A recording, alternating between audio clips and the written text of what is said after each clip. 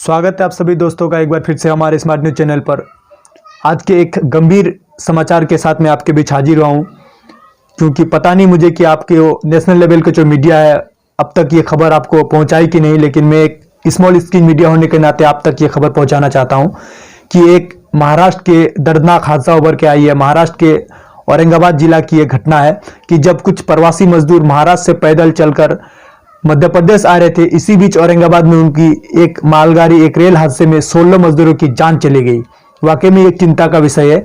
जब मजदूर पलायन करने पर मजबूर है, जब मजदूर अपने पैदल चलने पर मजबूर है, ऐसी स्थिति में जो है उनकी ये दर्दनाक हादसा उभर कर आई है। वाकई में ये इसको सोचने की जरूरत है। इसको लेकर जो है माननीय प्रधानमंत्री जी ने भी ट्वीट किया कि किसी भी जिस प्रकार ये घटना उभर कर आई, इसको लेकर हम पूरी तरह से दुखद है और जो भी जो भी पॉसिबल होगी उसके लिए रेलवे मंत्री से बात करेगा और इस पर मतलब उसको जो भी हो प्रोवाइड करेगी। ये हमारे प्रधानमंत्री जी का ट्वीट था, उन्होंने इस पर दुख जाहिर किया है। बिल्कुल करना भी चाहिए। वाकई में मैं आपको ऐसे सिचुएशन पर मैं आपको एक रूबरू करा दूं कि आपको असल में मुद्दा ये है कि आखिर क्यों जो है इन गरीब मजदूरों को जो अपने घर के लिए पैदल चलने के लिए मजबूर होना पड़ रहा है, आखिर वजह क्या है।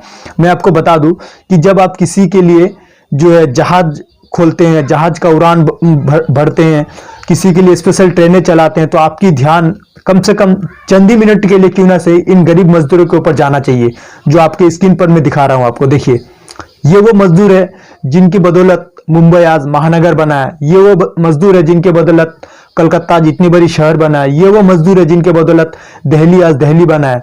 आप सोचिए कि जब ये मजदूर इतनी मजबूर है, जिसको जो 20-20 घंटे बाद खाना खा रहे हैं, निकले हैं, कोई 4 दिन 5 दिन लगातार पैदल चलते आ रहे हैं, तो इसके ऊपर आपको थोड़ी सी ध्यान देने की जरूरत है। और मैं चाहता हूं कि शायद आप लोग बोर हो चुके हैं तो बोर ना हो, क्योंकि आपका भी ध्यान ऐसे सिचुएशन पर, ऐसे हालात पर जाना चाहिए, क्योंकि ये नेशनल लेवल की मीडिया आपको नहीं दिखाती है, यहां तक नहीं पहुंचाती है आपको। इसलिए मैं आपको ये इस खबर से रूबरू कराने की जरूरत समझा और महसूस समझा। तो मैं माननीय प्रधानमंत्री जी से ये कहना चाहूंगा कि जब साहब आपने देश की हित में कुछ की तो हमने आपका साथ दिया। जब आपने कहा कि सब मिलकर ताली थाली बजाए, हमने ताली थाली बजाया। जब आपने कहा कि जब सब कुछ दिए या मोमबत्ती जलाया, हमने अपने अपने छतों पे बालकनी पे आके दिए मोमबत्ती जलाया। हम इस पर बिल्कुल आपके साथ हैं। अब मैं ऐसे सिचुएशन पर आपको एक गुजारिश, आपको एक सलाह करना चाहूंगा आपसे। आप माननीय प्रधानमंत्री जी, आपसे मैं यही सलाह करना चाहूंगा इन प्रवासी मजदूरों को लेकर जो मजबूर है अपने घर पैदल निकलने के लिए, क्योंकि गुजरात में जिस प्रकार टॉर्चर किया जा रहा है, लगातार 3 बार जो है भीड़ इकट्ठा होता है। गुजरात की सरकार अपने सिर को झुका चुका है, वहां पर नाकाम सफल हो रहे गुजरात की मुख्यमंत्री। तो मैं आपको बता दूं कि आप क्यों ना एक इमरजेंसी, एक आपातकालीन मीटिंग वीडियो कॉन्फ्रेंस के द्वारा ही कर लेते तमाम राज्य के मुख्यमंत्रियों से, ताकि जो मजदूर प्रवासी मजदूर पैदल अपने घर को निकल रहे हैं उसको लेकर कुछ राहत, कुछ इमरजेंसी, कुछ जरूरी जो है हेल्प पहुंच सके उसको, ताकि जो प्रवासी मजदूर लगातार 2 दिन से 3 दिन से सड़कों पर पैदल आ रहे हैं। मैंने देखा था एक एनडीटीवी के हवाले से मैं आपको बता रहा हूं कि एक वीडियो देखा था जिसमें एक मजदूर थे, वो लगातार 2 घंटे 3 घंटे धूप में चलने के बाद उसको लगातार वॉमिटिंग हो रही थी और फिर वो जाके लास्ट समझिए कि उसकी जान निकल ही गई थी।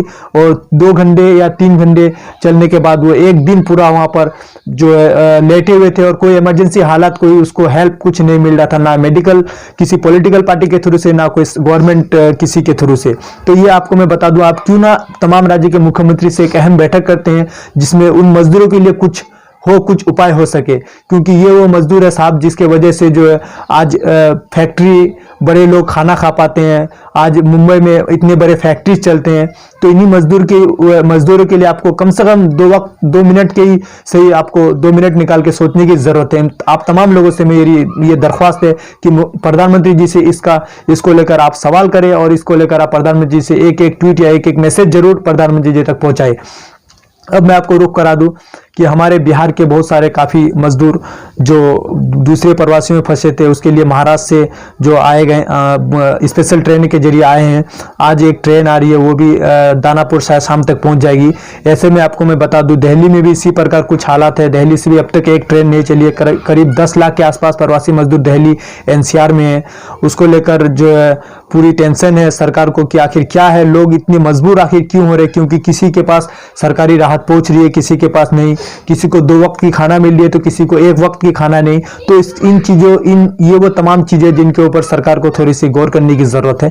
बिहार की इस वक्त बिहार की एक खबर से आपको रूबरू कराने जा रहा हूं कि जो बिहार में जो लगातार कोरोना की केसेस है वो भयभीत कर देने वाली है हमको, क्योंकि बिहार के जो स्वास्थ्य विभाग के प्रधान सचिव है, उनका एक ट्वीट सामने आया था संजय कुमार जी का। उन्होंने ये अब किया था कि पिछले आज ही जो 7 केस पॉजिटिव आया बिहार में, जो टोटल केस हो चुका है कोरोना जो बिहार में वो 563 अब तक हो चुका है टोटल। ये वाकई में चिंता का विषय है तमाम बिहार वासियों के लिए।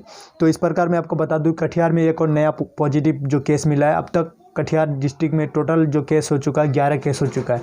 इसीलिए आपसे मेरी निवेदन है कि आप जो भी इंस्ट्रक्शन सरकार की तरफ से मिल रही है उसको फॉलो करें और घरों से ना निकले, क्योंकि अभी भी समय है हमें जो घर में रहे और सरकार जो भी इंस्ट्रक्शन करे उसको फॉलो करें और पुलिस का साथ दे और डॉक्टर कर्मियों का हौसला अफजाई करे। बस आज के लिए इतना ही। अब दीजिए मुझे इजाज़त। धन्यवाद।